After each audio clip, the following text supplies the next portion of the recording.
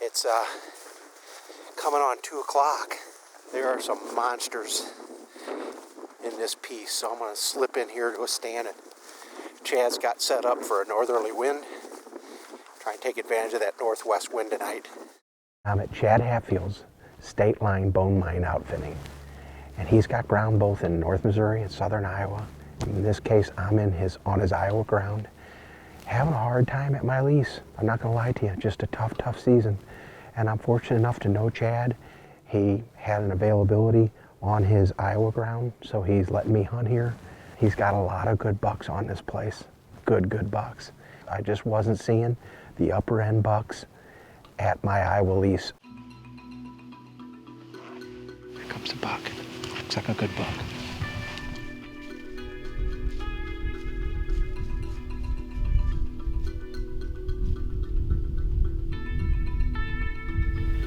I don't know if I'll shoot him or not. He's pretty good though. Good 8-point.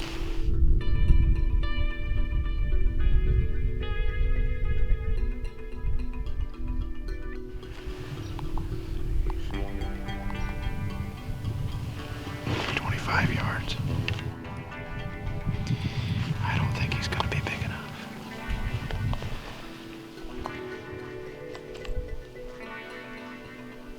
I think I can do better than that. Oh, right here, another buck.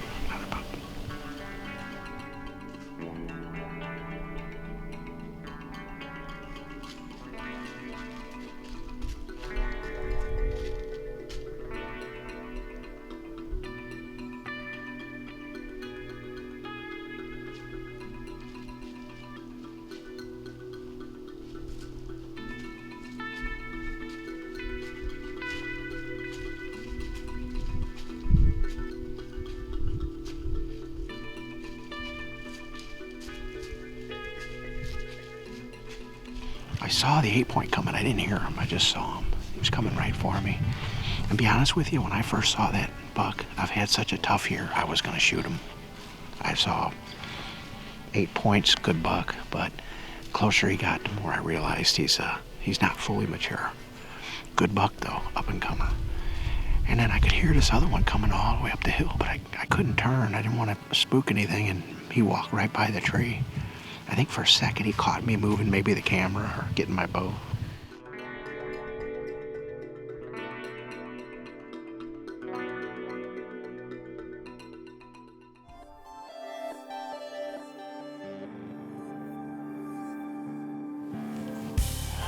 Can't tell if he's a shooter. He's got good G2s, moving right to left. I'm gonna grunt at him.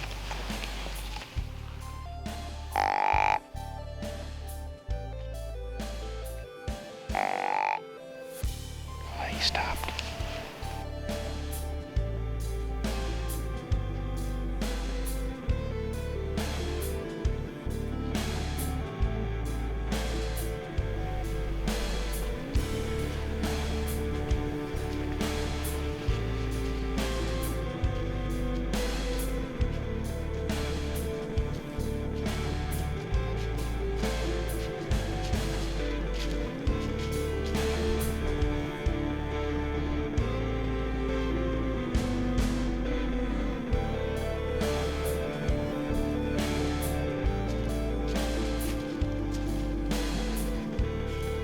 We've had great buck action here the first evening at Chad Hatfield's State Line Bone Mine Outfitting.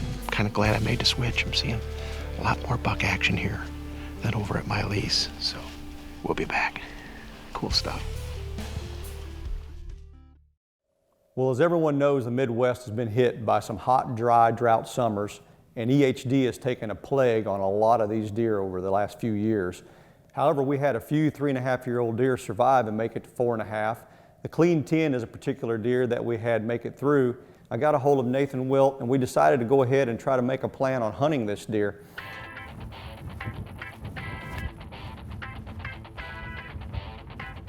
I've got a couple of really good funnels that lead into a really good destination feed field, a standing bean field. There was a lot of acorns on the ground, so I knew he would probably stage up just inside for a little while until darkness approached.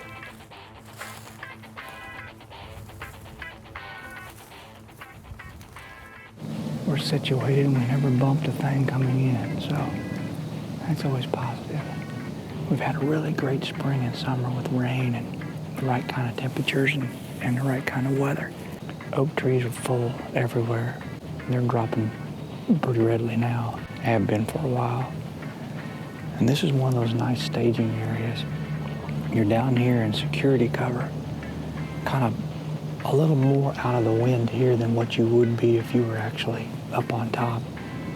So I feel like they'll be more comfortable in here, more closer to their bed, meaning they don't have to move as far before we get a look at them, hopefully.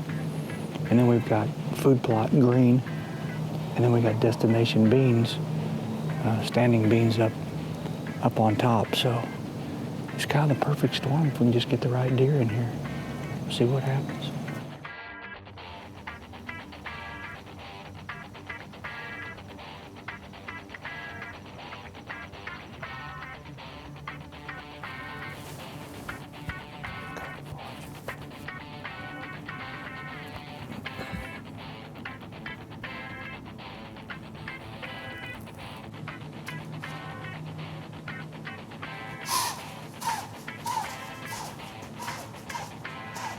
Now, how'd that happen?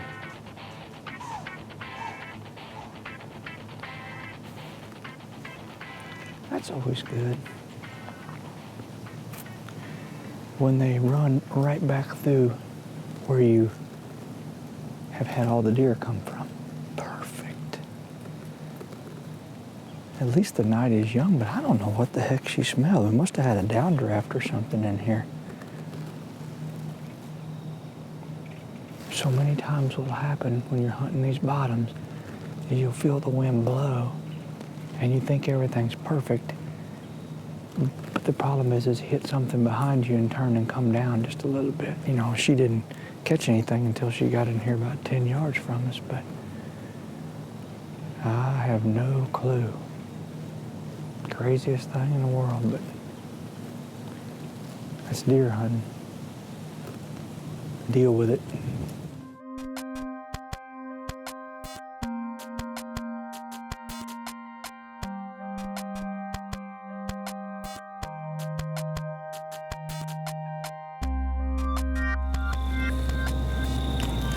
Probably pushing 140 real strong. He's going to be downwind of us, though. It's a bad thing, I think. He's a little short on his fours. He's got everything else. He looks like a pretty good mature deer.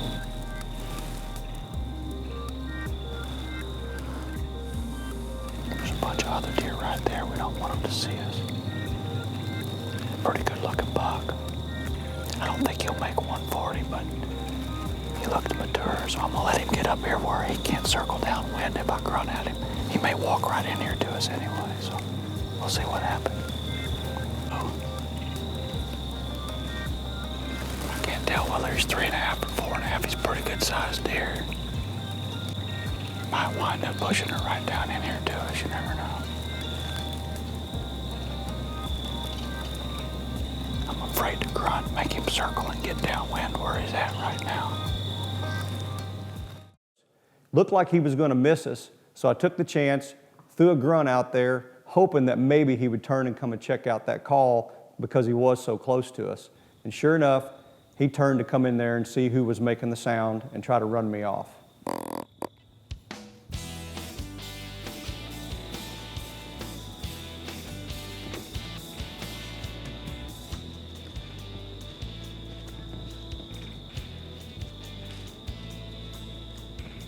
He just walked through 47 yards right there. I may regret that, but I'm not really regretting it. Can't kill a really big one without letting this kind of deer walk. It's such a neat thing to watch these big deer. I mean, he's one of those deer that, I mean, you could easily look at him and say he's 4.5 and probably ought to shoot him, but I don't think he's 4.5. I think he's just a really big 3.5. Body-wise. You give him one more year, if we have another good growing season, that deer could balloon into a 160-inch deer, and he'd be really something special. fun though. I love watching these deer, watching how they react and what they do. You can tell he's up there checking those does out here and there. And those does aren't ready yet. So it just tells me that we're still 3 or 4 days away from something really starting to happen. It's amazing. A weatherman don't always get it right, but today he did. That wind started out southeast this morning while I was working all day, and this afternoon it's already turned back out of the west-northwest. The other evening we got into a pretty good deer down here on this east side of the river. We're gonna push in a little tighter, closer to the bedding, and cross this river, and I've got a stand hung off the edge of the river, pretty thick in there, really thick all over, but it follows this river drainage. They love to travel this river drainage. It's October the 30th. The moon's gonna get full November the 6th. I think you know what these deer have on their mind.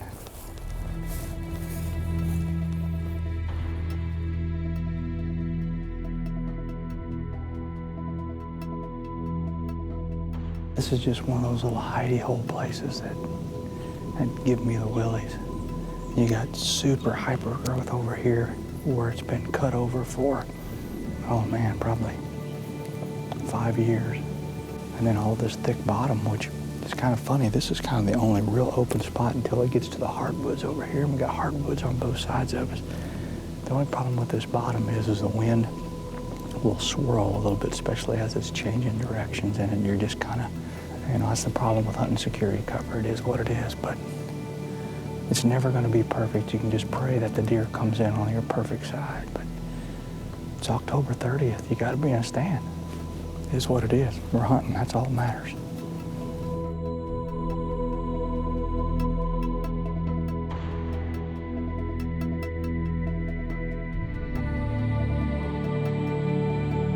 Funny as it seems, a lot of times when I get opportunities at good upper end deer, I don't see a lot of deer.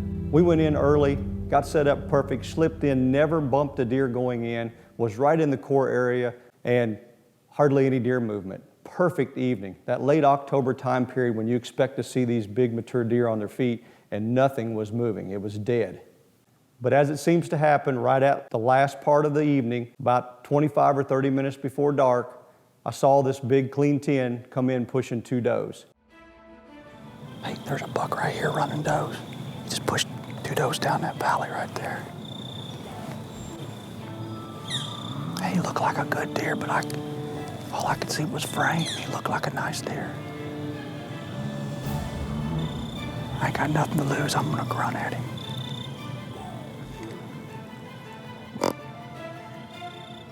One single grunt with an Easy Grunter Extreme turned this deer on a dime. He left the does and came to me. Oh yeah, here he comes. Oh, he's a good deer.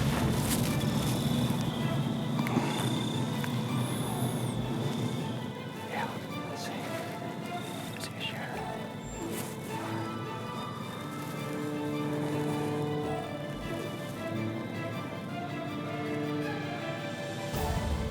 I got it.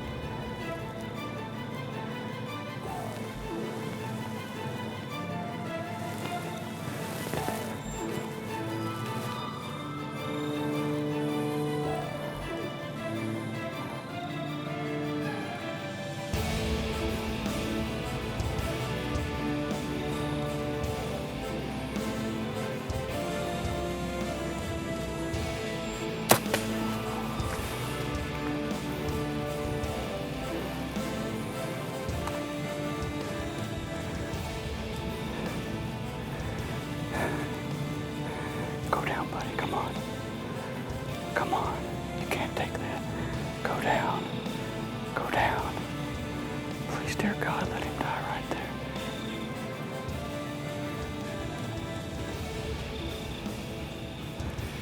Go down. Go down. Go down.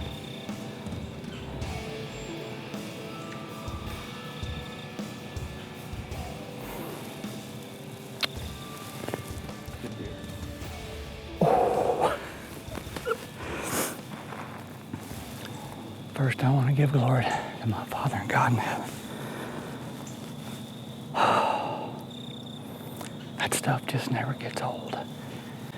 I don't know what he's going to score. I don't care. He is a giant Midwestern Missouri whitetail. And my friend Nathan Welp was behind the camera. We've hunted twice this year together and got a slam dunker. And we can't kill a turkey worth a hoot on film, but we can get after deer. So we're going to celebrate tonight. Thank you, Nathan. Thank you, Lord. It's just unbelievable. And that deer was on does when he came through.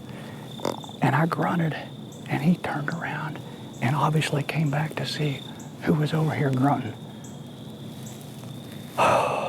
Don't ever leave your nightingale grunt call at home. Never.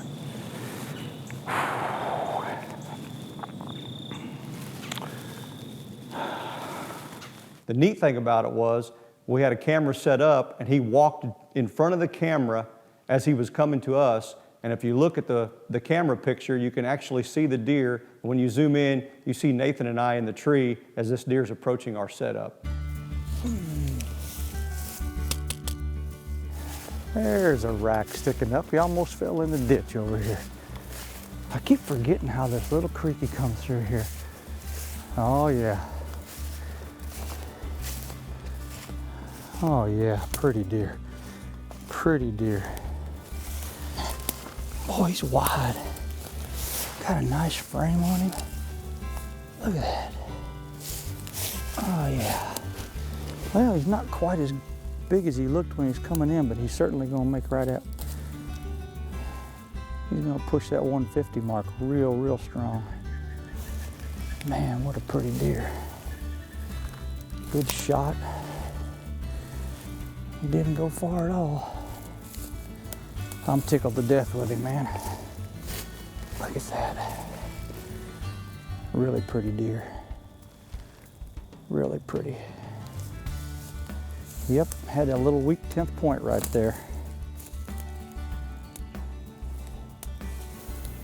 Seems like we've got a lot of that configuration out here with these crooked brow tines and all this little stuff. And if you look right here, he's actually got part of his skull showing.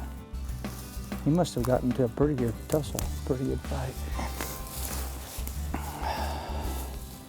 Pretty deer. Thank you, dear Lord.